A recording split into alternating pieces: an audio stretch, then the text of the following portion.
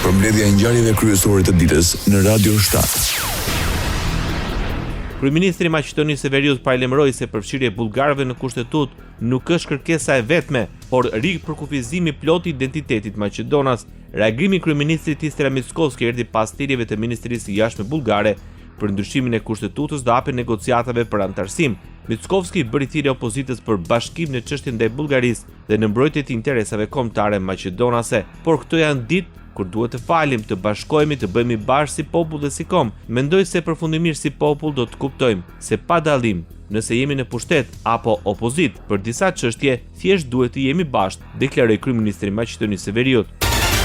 Kryetari i LSDM-s maqedonase Venko Filipçe me rastin e urimeve për festën e Krishtlindjes Ortodokse kërkoi të rinjt ta shohin të ardhmen në vendin e tyre. Në të kaluarët zbatuan politika që qytetarët vërtet mund ta ndjenin për të jetuar më mirë, më të sigurt dhe më të pasur. Të rinjt duhet ta shohin të ardhmen këtu. Zbatuan politika që i përshtaten shoqërive të zhvilluara, një shoqëri në të cilën askush nuk do të ndihet më pak i vlefshëm pavarësisht nëse është etnik, kombëtar, fetar apo kulturor, tha kryetari i LSDM-s Venko Filipçe përpara katedrales në Shkup. Opozita maqedonase akuzon qeverinë për hyrjen e grupit serb Alta në tregun bankar të Maqedonisë së Veriut. Sipas LSDM-s, në pozitat menaxheriale dhe në bordet mbikëqyrëse të bankës janë emëruar persona me lidhje politike dhe biznesi nga konteksti politik vendas. Opozita kërkon hetim mbi marrjen e bankës dhe origjinën e kapitalit. Akuzat vijnë në një kohë kur marrja e bankës është formalizuar si procedurë. Banka Industriale Bitola më 12 dhjetor 2025 mori zyrtarisht emrin Alta Bank AD Bitola. Në lidhje me pretendimet e opozitës, ajo reagoi duke cilësuar lajmin si të pavërtet dhe manipulues dhe paralajmëroi hapa ligjor. Mojimi së drejtës për arsim në gjuhën amtare, procesi gjyqësore të montuara politikisht dhe dënimet pa drejta, shkelje sistematike të drejtës së pronës, gjuhërrejtje, racizëm dhe diskriminim në hapësirën publike, mungesë të barazisë para ligjit dhe sigurisë juridike janë disa nga shqetësimet e ngritura për të drejtat e shqiptarëve në Maqedoninë e Veriut nga Forumi Ndërkombëtar për të drejtat dhe liritë e njeriut. Forumi përkrah deklaratën e sekretarit dhe përfaqësuesit lart Karl Hafen mbi shqetësime serioze për gjendjen e të drejtave dhe lirive themelore të shqiptarëve në Maqedoninë e Veriut. Sipas Forumit Ndërkombëtar, këto shkelje bien ndesh me deklaratën universale të drejtave të njeriut dhe kundërshtojnë standardet demokratike dhe europiane.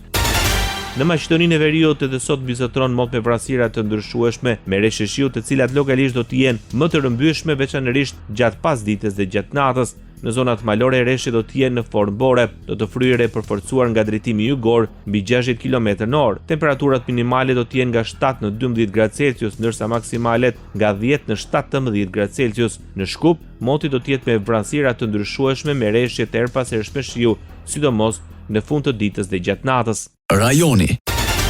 Reshjet e shiut shkaktuan vërshime edhe në të gjithë Kosovën, më të prekura janë komunat e Malishevës, Drenasit, Klinës, Raovecit, Gjakovës, Juniku dhe Fush Kosova.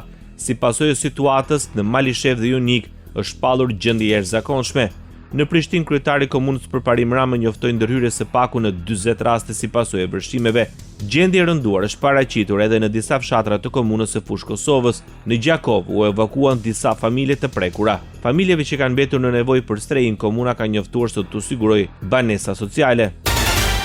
Kryetari i komunës së Drenasit në Kosovë, Ramiz Ladrov, si ftoi qytetarët për kujdes pasi niveli i ujit është i lartë. Njësitë e zjarrfikësve i kanë larguar mbi 20 familje, të cilat janë rrezikuar nga uji. Rrezikun më të madh kemi në këtë pikë ku po e shihni ku është edhe trafostacioni i komunës tonë që ne kemi ndalë energjinë elektrike në gjithë territorin e komunës Drenasit. Sa po të largohet ujit, njësitë e Kecit janë gatshme me elshu energjinë elektrike.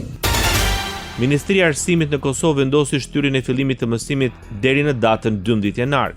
Si pasojë e vërshimeve dhe situatës së rënduar në shumicën e komunave, si dhe i qarkullimit të vështirësuar për shkak të rreshjeve të vazhdueshme, Ministria e Arsimit ka marrë vendim që pushimi dimëror të vazhdojë dhe me 2 ditë në nivel vendi përkatësisht më 8 dhe 9 janar, thuhet në njoftimin e Ministrisë së Arsimit. Procesi mësimor do të fillojë gjatë javës së ardhshme, ndërkohë që orët e humbura mësimore gjatë këtyre 2 ditëve do të zëvendësohen gjatë pjesës së dytë të vitit shkollor 2025-2026 për të gjitha nivelet e arsimit parauniversitar.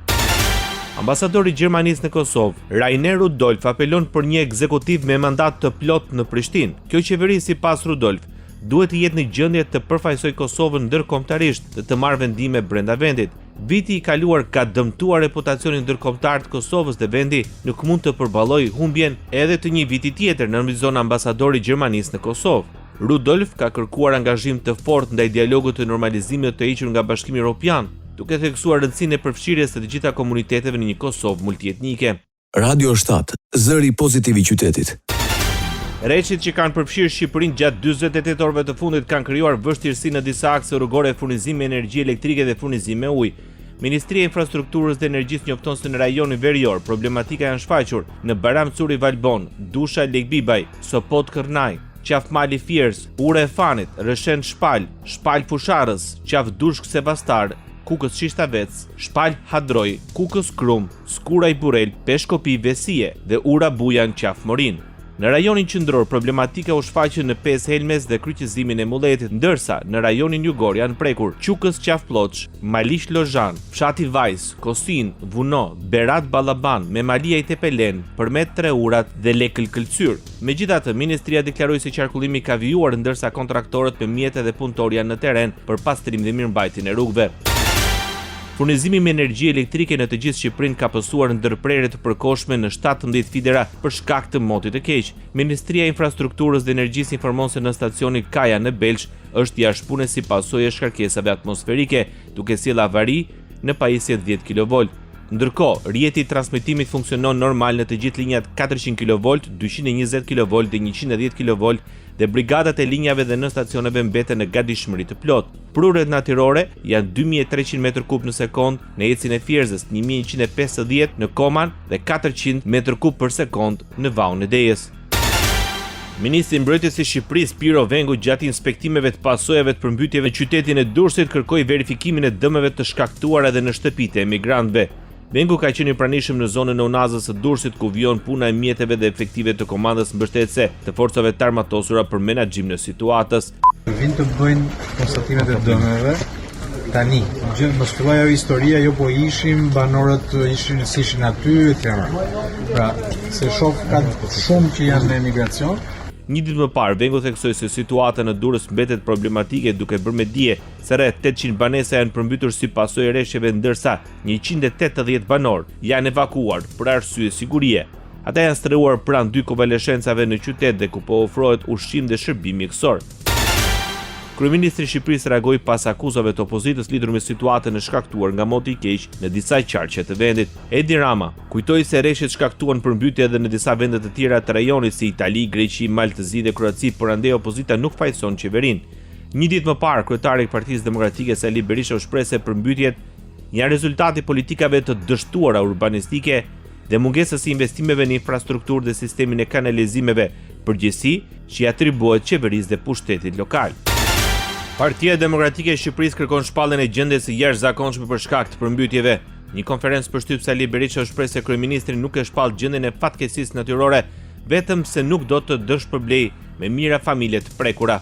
Nga Gjirokastra djerë në Shkodër janë mira banesa të tjera, biznese, fabrika të cilat kanë pësuar dëme të pa rikuperueshme. Partia Demokratike kërkon me njëherë shpalljen e gjendjes fatkeqësisë natyrore në këto zona. Ishte Sali Berisha. Bashkimi Evropian garanton mbështetjen për SPAK. Ambasadori i Unionit në Shqipëri Silvio Gozzato gjatë një takimi me kryetarin e ri të strukturës posaçme kundër korrupsionit dhe krimit të organizuar Klodian Brau, nënvizoi rëndësinë e vazhdimit të rezultateve konkrete në luftën kundër krimit të organizuar dhe korrupsionit. Sipas tij, forcimi i kapaciteteve hetimore dhe garantimi standardeve të larta në hetime dhe ndjekje penale janë vendimtare për konsolidimin e progresit të arritur dhe për sigurimin e rezultateve të qëndrueshme në fushën e sundimit të ligjit. Bota. Rreshtet e Borës dhe akulli në Francë shkaktuan bllokime të mëdha në trafikun rrugor, pezullim të linjave të autobusëve dhe anullimin e rreth 100 fluturimeve në aeroportet e Parisit. Bllokimet në trafikun rrugor në rajon arritën 535 km këtë mëngjes, ndërsa trenat u vonuan dhe disa u anulluan për shkak të borës mbi shinat. Rreth 140 fluturime u anulluan në aeroportet e Parisit në Charles de Gaulle dhe Orly. Ministri i Transportit Philippe Tabarot paralajmëroi udhëtarët për mundësinë e ngrirjes së shiut dhe bëri thirrje për kujdes në të gjithë vendin. Si përgatitje për rreshtet e të Borës, komunat vendosën shpërndarë skripe që herët në mëngjes, ndërsa punojësit lokal punuan për pastrimin e rrugëve për të minimizuar pasojat e motit keq. Ndoqët edicionin informativ të lajmeve në Radio 7, zëri pozitiv i qytetit.